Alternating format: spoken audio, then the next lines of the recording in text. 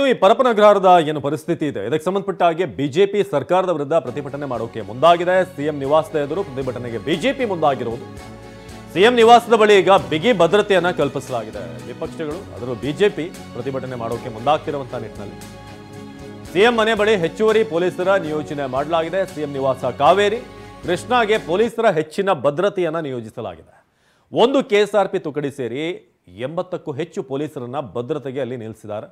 So ಪ್ರತಿಭಟನಾಕಾರರನ್ನ ವಶಕ್ಕೆ ಪಡೆಯಲಿರುವಂತಹ ಪೊಲೀಸರು ಎರಡು BMTC ಬಸ್ಸನ್ನು ಕೂಡ ನಿಯೋಜನೆ ಮಾಡಲಾಗಿದೆ. ಪ್ರತಿಭಟನಾಕಾರರನ್ನ ತುಂಬಿಸ್ಕೊಂಡು ಅಲ್ಲಿಂದ ಕರ್ಕೊಂಡು ಹೋಗೋಕೆ.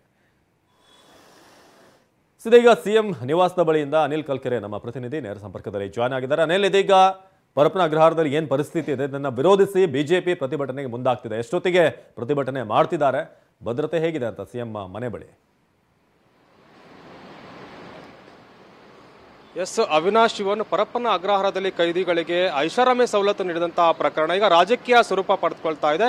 ಇದನ್ನ ಬಿಜೆಪಿ ಕೂಡ ಸರ್ಕಾರದ ವಿರುದ್ಧ ಅಸ್ತ್ರವಾಗಿ ಕೂಡ ಬಳಕೆ ಮಾಡ್ಕೊಳ್ತಾ ಇದೆ. ಇನ್ನು ಕೆಲವೇ ಕ್ಷಣಗಳಲ್ಲಿ ಬಿಜೆಪಿಯ ನಿಯೋಗ ಸಿಎಂ ಸಿದ್ದರಾಮಯ್ಯ ನಿವಾಸದ ಬಳಿ ಮುತ್ತಿಗೆ ಹಾಕೋದು ಕೂಡ ಬರ್ತಾರೆ. ಆ ಪ್ರತಿಭಟನೆ ರ್ಯಾಲಿ ಕೂಡ ಬರುತ್ತೆ. ಈ ನಿಟ್ಟಿನಲ್ಲಿ ಪೊಲೀಸರು ಕೂಡ ಹೈ ಅಲರ್ಟ್ ಆಗಿರುವಂತದ್ದು. ಅಂದ್ರೆ ಸಿಎಂನ ಗೃಹ ಕಚೇರಿ ಕೃಷ್ಣ ಹಾಗೂ ಸಿಎಂನ ಅಧಿಕೃತ ನಿವಾಸ ಕಾವೇರಿ ಬಳಿ ಕೂಡ ಪೊಲೀಸರು ಟೈಟ್ ಸೆಕ್ಯೂರಿಟಿ ಕೂಡ ನೀಡಿರುವಂತದ್ದು. ಅಂದ್ರೆ ಸ್ಥಳದಲ್ಲಿ ಬಹಳ ಪ್ರಮುಖವಾಗಿ ಕುಮಾರಕೃಪಾ ರಸ್ತೆಯ ಮಾರ್ಗದಲ್ಲೇ ಪ್ರತಿಭಟನಾಕಾರರನ್ನ ವಶಕ್ಕೆ ಪಡೆಯೋದಕ್ಕೆ ಈಗಾಗಲೇ ಪೊಲೀಸರು ಕೂಡ ಸಕಲ ಸಿದ್ಧತೆಯನ್ನ ಮಾಡ್ಕೊಂಡಿರುವಂತದ್ದು. ಅಲ್ಲಿ 2 ಬಸ್ಗಳು ಮತ್ತೆ ಒಂದು KSRP ತುಕಡಿಯನ್ನ ನಿಯೋಜನೆ ಮಾಡಿದ್ರೆ, ಮತ್ತೆ ಈಗ ಗೃಹ ಕಚೇರಿ ಕೃಷ್ಣ ಬಳಿ ಇವತ್ತು ಯಾವುದೇ ಮೀಟಿಂಗ್ ಇಲ್ಲ. ಬಹಳ ಮುಖ್ಯವಾಗಿ ಸಿಎಂ ಕೂಡ ಈಗ ಮೈಸೂರು ಪ್ರವಾಸಕ್ಕೆ ತೆರಳಿದ್ದಾರೆ. ಹೀಗಿದ್ರೂ ಕೂಡ ಗೃಹ ಕಚೇರಿ ಕೃಷ್ಣ ಹಾಗೂ ಸಿಎಂನ ಅಧಿಕೃತ ನಿವಾಸ ಕಾವೇರಿಗೂ ಕೂಡ ಪೊಲೀಸರು ಹೆಚ್ಚಿನ ಭದ್ರತೆಯನ್ನು ಕೂಡ ಕೊಟ್ಟಿರುವಂತದ್ದು.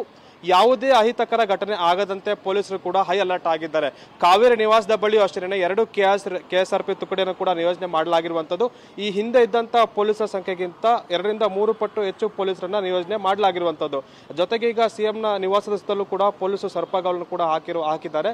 ಅಂದ್ರೆ ಫುಟ್ಪಾತ್ ರಸ್ತೆ ಇದೆ, ಆ ಫುಟ್ಪಾತ್ ನಲ್ಲಿ ಓಪನ್ ಇದ್ದಂತಹ ರಸ್ತೆಗಳನ್ನು ಕೂಡ ಬ್ಯಾರಿಗೇಟ್ ನ ಮೂಲಕ ಬಂದ್ ಮಾಡಲಾಗಿರುವಂತದ್ದು. ಜೊತೆಗೆ ಈಗ ಗಾಲ್ಫ್ ರೋಡ್ ಏನಿದೆ, ಗಾಲ್ಫ್ ರೋಡ್ ಸುತ್ತಮುತ್ತಲೂ ಕೂಡ ಯಾರಾದರೂ ಬರ್ಬೋದು, ಸಿಎಂ ನಿವಾಸಕ್ಕೆ ಏಕಾಏಕಿ ಬಂದು ನುಗ್ಬಹುದು ಅನ್ನೋ ನಿಟ್ಟಿನಲ್ಲೂ ಕೂಡ ಪೊಲೀಸರು ಕೂಡ ಗಸ್ತನ್ನು ಕೂಡ ತಿರುಗ್ತಾ ಇರುವಂತದ್ದು. ಅಂದ್ರೆ ಪೊಲೀಸರು ಕೂಡ ನಿವಾಸದ ಬಳಿ, ಸಿಎಂ ನಿವಾಸದ ಬಳಿ ಯಾವುದೇ ರೀತಿ ಅಹಿತಕರ ಘಟನೆ ಆಗಬಾರ್ದು, ಇಲ್ಲಿ ಯಾವುದೇ ಆಸ್ತಿಪಾಸ್ತಿ ಕೂಡ ಹಾನಿ ಮಾಡಬಾರ್ದು ಅನ್ನೋ ನಿಟ್ಟಿನಲ್ಲೂ ಕೂಡ ಪೊಲೀಸರು ಕೂಡ ಹೈ ಅಲರ್ಟ್ ಆಗಿದ್ದಾರೆ. ಹೀಗಾಗಿ ಇನ್ನು ಕೆಲವೇ ಕ್ಷಣಗಳಲ್ಲಿ ಬಿಜೆಪಿಯ ನಿಯೋಗ ಇಲ್ಲಿ ಪ್ರತಿಭಟನೆಗೆ ಆಗಮಿಸುವಂತಹ ಹಿನ್ನೆಲೆಯಲ್ಲಿ ಪೊಲೀಸರು ಕೂಡ ಇಲ್ಲಿ ಸಕಲ ರೀತಿಯ ಕೂಡ ಸಿದ್ಧವಾಗಿರುವಂತದ್ದು. ಅಂದ್ರೆ ವಶಕ್ಕೆ ಪಡೆಯೋದಕ್ಕೆ ಏನೆಲ್ಲ ಮುಂಜಾಗ್ರತಾ ಕ್ರಮ ಬೇಕು ಅನ್ನೋದು ನಿಟ್ಟಿನಲ್ಲಿ ಕೂಡ ಈಗ ಪೊಲೀಸರು ಕೂಡ ಮುಂದಾಗಿರುವಂತದ್ದು. ಹೀಗಾಗಿ ಪರಪ್ಪನ ಅಗ್ರಹಾರದಲ್ಲಿ ಈ ರೀತಿಯಾದ ವ್ಯವಸ್ಥೆ ಇದೆ. ಹೀಗಾಗಿ ಜೈಲಿನ ಅಧಿಕಾರಿಗಳು ಶಾಮೀಲಾಗಿದ್ದಾರೆ. ಸರ್ಕಾರ ಏನ್ ಮಾಡ್ತಾರೆ ಅನ್ನೋ ಪ್ರಶ್ನೆಯನ್ನು ಕೂಡ ವಿಪಕ್ಷ ನಾಯಕರು ಮಾಡ್ತಾ ಇದ್ದಾರೆ. ಹೀಗಾಗಿ ಪರಮೇಶ್ವರ್ ನೇತೃತ್ವದಲ್ಲಿ ಕೂಡ ಉನ್ನತ ಮಟ್ಟದ ಸಭೆ ಕೂಡ ಆಗ್ತಾ ಇದೆ. ಸಭೆ ಬಳಿಕ ಯಾವೆಲ್ಲ ನಿರ್ಧಾರಗಳು ತೆಗೆದುಕೊಳ್ತಾರೆ ಅನ್ನೋದು ಕೂಡ ಕುತೂಹಲ ಕೆರಳಿಸಿರುವಂತದ್ದು. ಸದ್ಯಕ್ಕೆ ಈಗ ಸಿಎಂ ನಿವಾಸದ ಬಳಿ ಸೆಕ್ಯೂರಿಟಿ ಕೂಡ ಟೈಟ್ ಆಗಿದೆ ಅಂತ ಹೇಳ್ಬೋದು. ಅವಿನಾಶ್, ಶಿವನ್. ಧನ್ಯವಾದ ಅನಿಲ್.